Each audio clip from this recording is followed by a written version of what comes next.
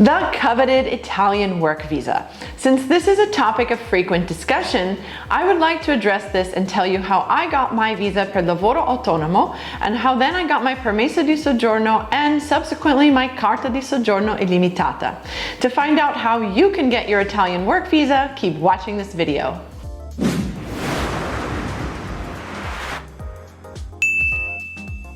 First of all, let me say that there are many types of Italian visas that I will not be covering in this video. I will only be talking about long-term work visas, briefly about the student visa, and also about the entrepreneurship or startup visa.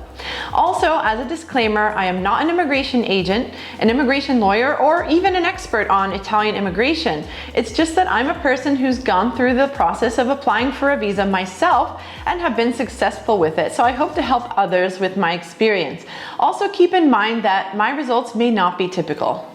To start with, let's first consider some basic concepts for anyone who's not that familiar with the process of immigration to another country. Generally speaking, the purpose of a visa is just to enter a country for a specific purpose.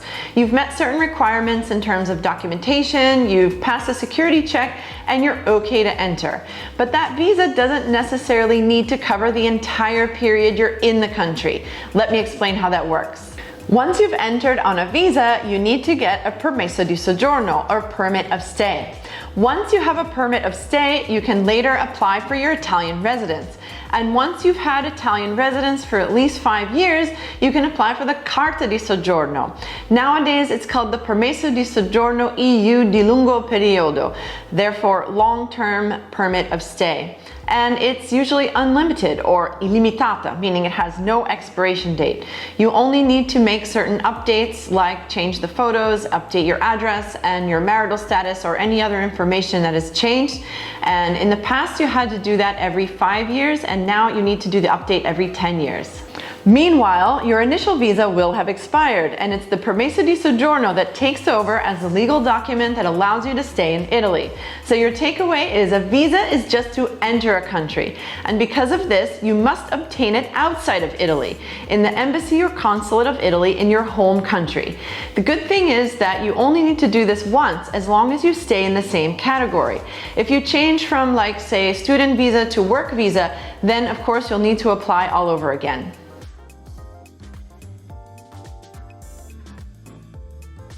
Keep in mind that both types of work visas are very difficult to obtain, and one way to get your foot in the door of Italy is to come on a student visa. On a student visa, you can work for 20 hours a week, and during this period, you can have a look around, maybe apply for full-time jobs, and hopefully get an offer to come back on a work visa. The good thing is you don't have to sign up for a university course in order to get an Italian student visa. It can even be a cooking course or an Italian language course.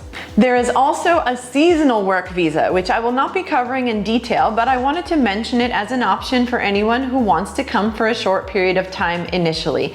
That visa is called visa per lavoro stagionale, or visa for seasonal work.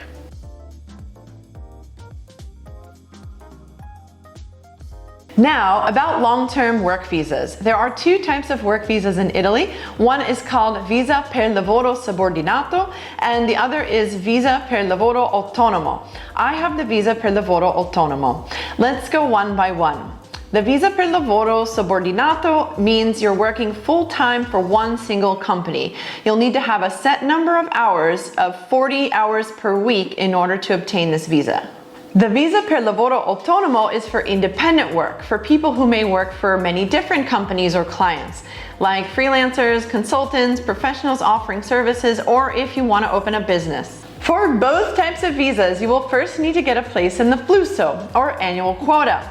The flusso is the fixed number of work permits that the Italian government makes available to foreigners. The number is different according to visa type and nationality, and the number changes from year to year. The flusso only stays open for a certain limited amount of time, and it's kind of a big mystery. No one knows when the flusso is going to open until it's open.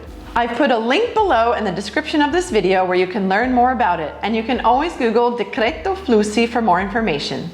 Your potential employer in Italy needs to apply for your spot in the flusso through the online portal of the Ministero dell'Interno, or the Ministry of the Interior, in the province where you'll be working. Once you get a spot in the flusso, you'll be given a stamp called the nulla osta. Guard this with your life. This is your work permit, and you will not be able to obtain a work visa without the nulla osta. Okay, now let's talk about the visa per lavoro subordinato. This type of visa is very difficult to obtain. You have to understand that the Italian job market is very challenging even for Italians. There's a high rate of unemployment here, and companies would almost always prefer to hire an Italian rather than go through the long, difficult, and costly procedure of applying for a visa for an expat. You have a better chance of getting this kind of visa if you have a skill set which is lacking among the Italian population. The professions that have the best chances of getting sponsored at the moment are the following: engineers, medical professionals, all kinds of IT careers, but especially digital marketing, cybersecurity, cloud computing, data mining, data management, and data engineering. If you're a doctor or a nurse, you can contact this agency for information on jobs in Italy. Now, a note for English teachers. Teaching English in Italy seems like it could be a good opportunity to get sponsored on a work visa, right? Actually, it's extremely difficult and almost unheard of for English teachers to obtain a visa per lavoro subordinato. It may be possible in some cases, for example, working in an international school. In most cases, however, private language schools in Italy will not be able to get a visa per lavoro subordinato. And the reason is simple. Most private language schools cannot guarantee the 40 hours of work required for the visa year-round. Teaching hours typically fluctuate throughout the year, and it's very rare that you actually get full-time work from one school. English teachers typically work for more than one school in order to fill up their plate with full-time work. However, it's an all too frequent situation that a hopeful English teacher gets an offer from a hopeful language school, but then that language school is not able to get the visa for the teacher. The fact is that most private language schools in Italy just don't have the time, resources, or staff to obtain a work visa for a foreigner. It's just the way it is. So please don't get fooled into coming to Italy under the assumption that they will eventually get you the visa. They probably won't be able to. Believe me, this is exactly what happened to me in 2004. And 18 years later, I'm still hearing similar stories with false promises. By the way, if you're a professor or researcher, you may qualify for a work visa under Article 27. So be sure to check that one out. Keep in mind, all the difficulties I've been talking about so far have to do with getting a visa per lavoro subordinato, where you work for one single employer full-time. But thankfully, there is another way. I eventually went for the visa per lavoro autonomo. No regrets, and all these years later, I'm still here. I worked as a freelancer in the beginning, and later I opened my own business. Now, before considering this as a possible route to Italy, just keep in mind one thing. This route requires a little bit of entrepreneurial spirit. You'll have to seek out your own work and keep on top of your own invoicing and taxes. But don't worry, it's not difficult, and even if you've never had a business before, it doesn't mean you can't go with this route to get to Italy. It's just that this route requires a little bit more independent effort on your part.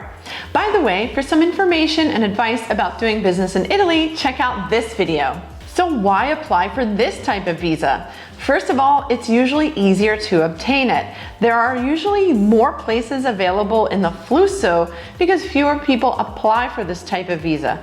Secondly, there are many advantages because then you're not tied to one employer. You can work for whoever you want. On to the how of obtaining a visa per lavoro autonomo. I'm going to explain the basic process in simple steps. However, I always recommend consulting with an immigration agency.